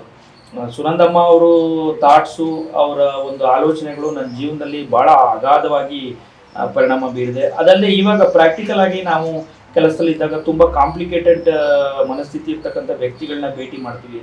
ಆವಾಗ ಸಮಸ್ಥಿತಿನಲ್ಲಿ ನಾವು ಯಾವ ರೀತಿ ಸಮಭಾವದಲ್ಲಿ ಯಾವ ರೀತಿ ನಡ್ಕೋಬೇಕು ಯಾರನ್ನ ಯಾವ ರೀತಿ ಹ್ಯಾಂಡಲ್ ಮಾಡಬೇಕು ಅಂತ ಅಂದಾಗೆಲ್ಲ ನನಗೆ ಮೋಟಿವೇಟಿಂಗ್ ಫ್ಯಾಕ್ಟರ್ ಯಾರು ಅಂತಂದ್ರೆ ಪಟ್ಟಣಂ ಸೆಂಗುಂಡನ್ ರವೀಂದ್ರನ್ ಅಂತ, PS ರವೀಂದ್ರನ್ ಅಂತ. ಅವರು ವಾಜಿರಾಮಲ್ಲಿ ಡೈರೆಕ್ಟರ್ ಆಗಿದ್ದಾರೆ. ಅವರು ಇವತ್ತು ವಾಜಿರಾಮಲ್ಲಿ ಪಾಠ ಮಾಡ್ತಾ ಇದ್ದಾರೆ, ಇಂಡಿಯನ್ ಕಾನ್ಸ್ಟಿಟ್ಯೂಷನ್ ಪಾರ್ಟಿ. ಅವರು ನನಗೆ ಒಂಥರ ಗುರುಗಳು ಹೌದು, ಮೆಂಟರು ಹೌದು, ನನಗೆ ಅನ್ನದಾತರು ಹೌದು ಈ ಕೆಲಸಕ್ಕೆ ಸೇರೋದಕ್ಕೆ ಮುಂಚೆ. ಸೊ ಹಾಗಾಗಿ ಅವರ ಒಂದು ಮೋಟಿವೇಶನ್ ನನಗೆ ಭಾಳ ಇದೆ. ಹಾಗಾದ್ರೆ ನೀವು ಬಾಲ್ಯದಲ್ಲಿ ಮಾಡಿದಂತ ಒಂದು ಏನಾದ್ರು ಕುಚೇಷ್ಟಗಳಿದ್ದೇ ಇರುತ್ತೆ, ಅದನ್ನ ಒಂದು ನಮ್ ಜೊತೆ ಶೇರ್ ಮಾಡ್ಕೊಳ್ಳೋದಾದ್ರೆ. ಬರೀ ಕುಚೇಷ್ಟೆಗಳೇ ಇದೆ. ನಾವು ಏನಂತಂದ್ರೆ ಯಾವ್ದಾದ್ರು ಮದುವೆ ಫಂಕ್ಷನ್ ಹೋದ್ರೆ ಎಲ್ಲಾರು ಹೋಯ್ತು ಅಂತಂದ್ರೆ ಫಸ್ಟ್ ನಮ್ಮ ತಂದೆ ಕಡೆ ಮತ್ತೆ ನಮ್ಮ ತಾಯಿ ಕಡೆ ನೆಂಟರೆಲ್ಲ ಹೇಳ್ತಾ ಇದ್ದು, ಸುನಂದ ಮತ್ತೆ ರಾಘವೇಂದ್ರನ್ ಮಕ್ಕಳು ಬಂದಿದಾರಪ್ಪ, ಸ್ವಲ್ಪ ಎಲ್ಲ ಕೇರ್ಫುಲ್ ಆಗಿ, ಇವರು ಸ್ವಲ್ಪ ನಾನು ನನ್ನ ತಮ್ಮ ಇಬ್ಬರು ಬಹಳ ನೋಟೋರಿಯಸ್ ನಾಟಿ ಚಿಲ್ಡ್ರನ್ಸ್, ಏನಾರು ಮಾಡ್ಬಿಡ್ತಾ ಇದ್ವು ನಾವು. ಸೊ ಹಾಗಾಗಿ ನಮ್ಮ ಮೇಲೆ ಕನ್ನಡದಲ್ಲಿ ಜನ ಇರ್ತಾ ಇದ್ರು, ಅದನ್ನು ತಪ್ಪಿಸಿ ನಾವು ಬಹಳಷ್ಟು ಮಾಡ್ತಾ ಇದ್ವು. ಒಂದ್ಸಲ ನಾಗರಹೊಳೆನಲ್ಲಿ ಏನಾಯ್ತು ಅಂತಂದ್ರೆ ಕಬಿನಿ ಬ್ಯಾಕ್ ವಾಟರ್ಸ್ ಅಲ್ಲಿ ಒಂದು ಬೋಟ್ ಅನ್ನ ಕಟ್ಟಿಟ್ಟಿದ್ರು, ಫಾರೆಸ್ಟ್ ಡಿಪಾರ್ಟ್ಮೆಂಟ್ ಅವ್ರು ಪೆಟ್ರೋಲಿಂಗ್ ಮಾಡೋದಕ್ಕೆ ಅಂತ. ಮರದ ಬೋಟ್ ನ ಚೈನ್ ಹಾಕಿ ಕಟ್ಟಿಟ್ಟಿದ್ರು. ಆ ಬೋಟ್ ನ ಕಾವಲಿಗೆ ಯಾರು ಇರ್ಲಿಲ್ಲ. ನಾನೇನ್ ಮಾಡಿದೆ, ನಾನು ನನ್ನ ತಮ್ಮನ್ ಕೂರಿಸ್ಕೊಂಡು ನಾವು ನಾಗರಹೊಳೆನೆಲ್ಲ ಬೋಟಲ್ ಸುತ್ತೋಣ ಅಂತ ಬೋಟ್ ಒಳಗಡೆ ಅವ್ನು ಕೂರಿಸ್ಬಿಟ್ಟು ನಾನು ಚೈನ್ ಬಿಟ್ಬಿಟ್ಟು ಬೋಟ್ ಒಳಗಡೆ ಕುತ್ಕೊಂಡ್ಬಿಟ್ಟಿದ್ದೀನಿ. ಅದು ನೀರಲ್ಲಿ ನಿಧಾನಕ್ಕೆ ಹೋಯ್ತಾ ಇದೆ. ಯಾರು ಗಮನಿಸಿಲ್ಲ. ನಮ್ಮ ತಂದೆಯವರು ಡ್ಯೂಟಿ ಮುಗಿಸ್ಕೊಂಡು ಬರ್ತಾ ಇದ್ರು, ಬ್ರಿಡ್ಜ್ ಮೇಲಿಂದ ನೋಡಿದ್ರು. ನಮ್ಮನ್ನ ನೋಡಿದಾಗ ಅವ್ರಿಗೆ ಗೊತ್ತಾಯ್ತು ಇದೊಂದು ಸ್ವಲ್ಪ ಒಂಚೂರು ಒಳಗಡೆ ಹೋದ್ರೆ ನಾವು ಯಾವ್ದಾದ್ರು ಒಂದು ಅಪಾಯಕರ ಪರಿಸ್ಥಿತಿಗೆ ಸಿಲುಕ್ತೀವಿ ಅಂತ ಅಂದ್ಬಿಟ್ಟು ಅವರು ತುಂಬಾ ಪ್ರಾಕ್ಟಿಕಲ್ ಆಗಿ ರಿಯಾಕ್ಟ್ ಮಾಡಿದ್ರು. ಅವಾಗ ಏನು ಅಂತಂತಂದ್ರೆ ಮೇಲಿಂದನೇ ಅವರು ಕಿರ್ಚಿ ಜೋರ್ ಮಾಡಿದ್ರೆ ನಾವು ಇನ್ನ ಪ್ಯಾನಿಕ್ ಆಗಿ ಬೇರೆ ಮಾಡ್ಬಿಡ್ತೀವಿ ಅಂದ್ಬಿಟ್ಟು ಬಹಳ ಪ್ರೀತಿಯಿಂದ ಏನ್ ಮಕ್ಳೇ ಏನ್ ಮಾಡ್ತಾ ಇದ್ರ ನೀವು, ಏನಪ್ಪಾ ಅಂತ ಅಂದ್ಬಿಟ್ಟು ನಿಧಾನಕ್ಕೆ ಬಂದು ಬೋಟ್ ನ ಫಸ್ಟ್ ದಡೆಗೆ ತಗೊಂಡ್ಬಂದು ಆಮೇಲೆ ಸರಿಯಾದ ಸೇವೆ ಮಾಡಿ ಮನೆ ಕರ್ಕೊಂಡು ಅದು ನಮ್ಗೆ ಯಾವಾಗ್ಲೂ ಮರೆಯಕ್ಕಾಗಲ್ಲ. ತುಂಬಾ ಒಂದು ಜ್ಞಾಪಕ ಇರ್ತಕ್ಕಂಥ ಒಂದು ಇನ್ಸಿಡೆಂಟ್. ಅದಲ್ಲದೆ ಯೂಶುವಲ್ ಆಗಿ ಕಾಲೇಜಿಗೆ ಹೋದಾಗ ಏನಾಗುತ್ತೆ ಅಂತಂದ್ರೆ ಕೆಲವೊಂದ್ಸಲ ಇದನ್ನ ನಾನು ಯುವ ಸಮೂಹಕ್ಕೆ ಒಂದು ಮೋಟಿವೇಶನ್ ಆಗಿ ಹೇಳ್ತಾ ಇಲ್ಲ, ಈ ತರ ಪದ್ಧತಿ ನಮ್ಮಲ್ಲಿತ್ತು, ನೀವು ಅದನ್ನ ಪಾಲಿಸ್ತಾ ಇದ್ರೆ ದಯವಿಟ್ಟು ಕೈ ಬಿಡಿ ಅಂತ ಹೇಳ್ತೀನಿ. ಕಾಲೇಜು ಅಂತಂದ್ರೆ ನಾವೇನೋ ರ್ಯಾಗಿಂಗ್ ಮಾಡೋದು, ಚೇಷ್ಟೆ ಮಾಡೋದು, ಓದ್ ಕಡೆ ಕಡಿಮೆ ಗಮನ ಕೊಡಬೇಕು ಅಂತ ಅಂದ್ಬಿಟ್ಟು ಅನ್ಕೊಂಡಿದ್ವಿ. ನಾವು ಅದೇ ರೀತಿ ಒಂದು ಪ್ರಭಾವಕ್ಕೆ ಒಳಗಾಗ್ಬಿಟ್ಟಿದ್ವಿ. ಅವಾಗ ಮೈಸೂರಲ್ಲಿ ಜೇಸಸ್ ಕಾಲೇಜಲ್ಲಿ ಓದಿದ್ ನಾವು. ಅವಾಗ ಏನು ಅಂತಂತಂದ್ರೆ ಈ ಆಟಂ ಬಾಂಬ್ ಅಂತ ಒಂದು ಬರುತ್ತೆ, ಹಸಿರು ಕಲರ್ದು ದಾರ ಕಟ್ಟಿರೋದು, ಅದನ್ನ ಒಂದು ಗಂಧದ ಕಡ್ಡಿಗೆ ಪ್ಲಾಸ್ಟರ್ ಮಾಡ್ಬಿಟ್ಟು ನಾವು ಗಂಧದ ಕಡ್ಡಿ ಹಚ್ಬಿಟ್ಟು ಒಂದು ಬೆಂಚ್ ಕೆಳಗಡೆ ಇಟ್ಬಿಟ್ಟಿದ್ವಿ ಟೈಮ್ ಅಂತರ. ಸೊ ಅದು ಒಂದು 5 ನಿಮಿಷ ಆದ್ಮೇಲೆ ಗಂಧದ ಕಡ್ಡಿ ಉರ್ಕೊಂಡು ಅದ್ರ ಹತ್ರ ಬಂದಾಗ ಕ್ಲಾಸ್ ನಡೀತಾ ಇದ್ದಾಗ ಮಧ್ಯದಲ್ಲಿ ದಬಾರ್ ಅಂತ ಹೊಡೆದ್ಬಿಡ್ತು. ಕ್ಲಾಸ್ ಅಲ್ಲಿ ಇದ್ದವ್ರೆಲ್ಲ ಬೆಚ್ಚಿ ಬಹಳ ಇದ್ ಮಾಡಿ ಆ ಟೈಮಲ್ಲಿ ನನಗೆ ಕಾಲೇಜಿಂದ 1 ವಾರ ಸಸ್ಪೆಂಡ್ ಮಾಡಿದ್ರು. ಅದಾದ್ಮೇಲೆ ನಾನು ಪರಿಪೂರ್ಣವಾಗಿ ಚೇಂಜ್ ಆಗಿ ಅಕಾಡೆಮಿಕ್ಸ್ ಅಲ್ಲಿ ಬಹಳ ಸ್ಟ್ರಾಂಗ್ ಆಗ್ಬೇಕು ಅಂತ ಡಿಸೈಡ್ ಮಾಡಿ ಒಳ್ಳೆ ರೀತಿನಲ್ಲಿ ಓದಿ ಒಳ್ಳೆ ಉತ್ತಮ ವಿದ್ಯಾರ್ಥಿ ಆದ. ಮೊದ್ಲು ಫುಲ್ ತಲಹಟೆ ಮಾಡ್ತಾ ಇದ್ರಿ, ಈಗ ಉತ್ತಮ ವಿದ್ಯಾರ್ಥಿಯಾಗಿ ಒಂದ್ ಒಳ್ಳೆ ಪೋಸ್ಟ್ ಅಲ್ಲಿ ಇದ್ದೀರಾ. ಒಟ್ಟಾರೆಯಾಗಿ ಲೈಫ್ ಅಲ್ಲಿ ಇದೆಲ್ಲ ಇರ್ಬೇಕಾ ಸರ್ ನಿಮ್ ಪ್ರಕಾರ? ತಮಾಷೆನೂ ಇರ್ಬೇಕು, ಒಂದ್ ಗೋಲು ಇರ್ಬೇಕು. ಹಾಗಾದ್ರೆ ಹೌದು ನೋಡಿ, ಭಾರತ ದೇಶದಲ್ಲಿ ಭರತನ ನಾಟ್ಯಶಾಸ್ತ್ರ ಏನಿದೆಯಲ್ಲ ನಿಮ್ಗೆ ಗೊತ್ತಿರ್ಬೇಕು. ರಸಗಳು 9 ರೀತಿ ಇದೆ, ರಸಮಂ 9 ತರಂ ಅಂತ ಭರತನೇ ಹೇಳಿದಾನೆ. ನಮ್ಮ ಜೀವನನೂ ಅಷ್ಟೇನೆ. ಜೀವನದಲ್ಲಿ ನಾವು ಯಾವಾಗ್ಲೂ ಖುಷಿಯಾಗಿರಕ್ಕಾಗಲ್ಲ, ಯಾವಾಗ್ಲೂ ದುಃಖ ಬಂದ್ರೆ ಅದು ಪರ್ಮನೆಂಟ್ ಇರಲ್ಲ, ನಾವು ಕೋಪದಲ್ಲೂ ಯಾವಾಗ ಇರಕ್ಕಾಗಲ್ಲ. ಇದು life is just A mix of all the 9 emotions that human is having. ನಾವು ಅದು ಬಂದಾಗ ಅದು ಯಾವ ರೀತಿ ಬರುತ್ತೆ ಆ ಫ್ಲೋನಲ್ಲಿ ಹೋಗ್ಬೇಕು. ತುಂಬಾ ಅದನ್ನ ತಗೊಂಡು ನಾವು ಮನಸ್ಸಿಗೆ ತಗೊಂಡು ಅದರಿಂದ ವಿಚಲಿತರಾಗಬಾರ್ದು. ಸೊ ಅದು ಬಂದಾಗ ಆ ಪರಿಸ್ಥಿತಿನ ಯಾವ ರೀತಿ ಫೇಸ್ ಮಾಡಬೇಕು ಅಂತ ನೋಡ್ಕೊಂಡು ನಾವು ಸರಿದೂಗಿಸ್ಕೊಂಡು ಮುಂದೆ ಹೋಗ್ಬೇಕು ಅಂತಾನೆ ನನ್ನ ಒಂದು ಆಶಯ ಜೀವನದಲ್ಲಿ. ಒಂದೊಳ್ಳೆ ಆಶಯ ಕೊಟ್ರಿ. ಈಗ ನೀವಿಬ್ರು ಕೂಡ ಏನು ಅಧಿಕಾರಿ ಆಗಿರೋದ್ರಿಂದ ಹೇಗ್ ನಡೆಸ್ತಾ ಇದ್ದೀರಾ ಒಂದು ನಿಮ್ಮ ಪರ್ಸನಲ್ ಲೈಫ್ನ? ಅಂದ್ರೆ ಮಕ್ಳಿದಾವೆ, ಚಿಕ್ಕ ಮಕ್ಳಿದಾವೆ, ನೀವು ಇಬ್ರು ಕೂಡ ಡ್ಯೂಟಿಗೆ ಹೋಗ್ತೀರಾ, ಅದ್ರ ಬಗ್ಗೆ ಮಾತಾಡೋದಾದ್ರೆ. ಇವಾಗ ನೋಡಿ ಏನು ಅಂತಂದ್ರೆ ಸಂಸಾರ ಅಂತಂತಂದ್ರೆ ಅದು ದೊಡ್ಡವರೆಲ್ಲ ಹೇಳಿದರೆ ಒಂದು ಗಂಡ ಹೆಂಡತಿನವರು ಒಂದು ಚಕ್ರದ 2 ಒಂದು ರಥದ 2 ಚಕ್ರ ಇದ್ದಂಗೆ. ಸೊ ಹಾಗಾಗಿ ರೆಸ್ಪಾನ್ಸಿಬಿಲಿಟಿ ಲೋಡು ಅದು ಈಕ್ವಲ್ ಆಗಿ ಡಿವೈಡ್ ಆಗುತ್ತೆ. ಇವಾಗ ಮಕ್ಕಳ ಪೋಷಣೆ, ಪಾಲನೆ ಮತ್ತೆ ಅವರ ಎಜುಕೇಶನ್, ಇದನ್ನ ನಾವು ಅವ್ರು ಏನೇನ್ ಮಾಡ್ಬೋದು ಅದನ್ನ ಅವ್ರು ಮಾಡ್ತಾರೆ, ನಾನು ಏನ್ ಮಾಡ್ಬೋದು ಅದನ್ನ ನಾನು ಮಾಡ್ತೀನಿ. ಇವಾಗ ಪ್ರತಿ ದಿವಸ ಅವ್ರನ್ನ ಏಳಿಸಿ ರೆಡಿ ಮಾಡ್ತಕ್ಕಂಥದ್ದು ಮೇಡಮ್ ಇರ್ತಾರೆ. ಕೆಲವೊಂದು ದಿವಸ ಅವರು ತುಂಬಾ ಅರ್ಲಿ ಎಲ್ಲೋ ಹೋಗ್ಬೇಕಾಗುತ್ತೆ, ಬ್ಯಾಂಗ್ಳೂರ್ ಮೀಟಿಂಗ್ ಇರುತ್ತೆ, ಹಂಗೆ ಹೋಗೋ ಟೈಮಲ್ಲಿ ನಾನು ಆ ಜವಾಬ್ದಾರಿ ವಹಿಸ್ಕೊತೀನಿ. ಕೆಲವೊಂದ್ಸಲ ಪೇರೆಂಟ್ಸ್ ಟೀಚರ್ಸ್ ಮೀಟಿಂಗ್ಗೆ ನಾನು ಅಟೆಂಡ್ ಮಾಡ್ತೀನಿ. ಆಮೇಲೆ ಮಕ್ಕಳುಗಳು ಏನಾದ್ರು ಡೌಟ್ ಬಂದ್ರು, ನನ್ನ ಮಗಳು most of the time science maths social ಈ ತರದ್ ಏನೇ ಡೌಟ್ ಬಂದ್ರು ನನಗೆ ಕ್ವಶನ್ಸ್ ಕೇಳ್ತಾ ಇರ್ತಾಳೆ. ನಾನು ಅವಳದು ಡೌಟ್ಸ್ ಕ್ಲಿಯರ್ ಮಾಡ್ತೀನಿ. ಕೆಲವೊಂದ್ಸಲ ನನ್ನ ಮಗ ಅಮ್ಮ ಸ್ನಾನ ಮಾಡಿಸೋದಕ್ಕಿಂತ ನೀನ್ ತುಂಬಾ ಚೆನ್ನಾಗಿ ಸ್ನಾನ ಮಾಡಿಸ್ತೀಯ, ನೀನೇ ಮಾಡ್ಸು ಅಂತ ಹೇಳ್ತಾನೆ. ಅದನ್ನ ನಾನು ಪೂರ್ಣವಾಗಿ ಆಸ್ವಾದಿಸ್ತಾ ಹೃದಯದಿಂದ ಆನಂದಿಸ್ತಾ ಜವಾಬ್ದಾರಿ ಮಾಡ್ತೀನಿ. ನಾನು ಯಾವಾಗ್ಲೂ ಈ ಏನ್ ಜವಾಬ್ದಾರಿ ಬರುತ್ತಲ್ಲ, ಇದು ನಾವ್ಯಾಕೆ ಮಾಡ್ಬೇಕು, ಇದು ಹೆಣ್ಮಕ್ಳು ಮಾಡೋಂಥ ಕೆಲಸ, ಲಿಂಗ ಆಧಾರಿತ ಏನು ಕೆಲಸದ ವಿಂಗಡಣೆ ಇದೆಯಲ್ಲ ಅದಕ್ಕೆ ನಾನು ಖಡಾಖಂಡಿತವಾಗಿ ವಿರೋಧಿ. ಬಟ್ ಕೆಲವೊಂದು ಕೆಲಸದಲ್ಲಿ ಹೆಣ್ಮಕ್ಳು ಆ ಜವಾಬ್ದಾರಿಗಳನ್ನ ನಿಭಾಯಿಸ್ಬೇಕಾದಾಗ ಅವ್ರಿಗೆ ಗಂಡಸರಿಗಿಂತ ಜಾಸ್ತಿ ಟಫ್ ಸಿಚುಯೇಷನ್ಸ್ ಫೇಸ್ ಆಗುತ್ತೆ. ಹಂಗನ್ಬಿಟ್ಟು ಅವ್ರು ಅದಕ್ಕೆ ಅಸಮರ್ಥರಲ್ಲ. ಅವ್ರು ಅದನ್ನ ಆ ಸಿಚುಯೇಷನ್ಗೆ ಅವ್ರು ಅದನ್ನ ಟ್ಯೂನ್ ಮಾಡಿಕೊಂಡು ಎಕ್ಸಿಕ್ಯೂಟ್ ಮಾಡಿದ್ರೆ they can definitely handle all the roles. ಈ ಸಮಯದಲ್ಲಿ ಈಗ ನಾನು ಸ್ವಲ್ಪ ಆಡಪ್ ಮಾಡ್ಲಿಕ್ಕೆ ಬಯಸ, ಅಂದ್ರೆ ಇಬ್ರು ಕೆಲಸ ಮಾಡ್ತಿರೋದ್ರಿಂದ ಹೇಗೆ ಮಕ್ಕಳನ್ನ ಮತ್ತೆ ಮನೆಯನ್ನ ನಿಭಾಯಿಸ್ಲಿಕ್ಕೆ ಸಾಧ್ಯ ಆಗುತ್ತೆ ಅಂತಂದ್ರೆ, ಈಗ ಸರ್ ಅವರು ಹೇಳಿದಾಗೆ ಕೆಲ್ಸನೇ ಈಗ ನಾನೇ ಮಾಡ್ಬೇಕು ಅಂತ ಅವ್ರು ಯಾವತ್ತೂ ಕಾಯೋದಿಲ್ಲ.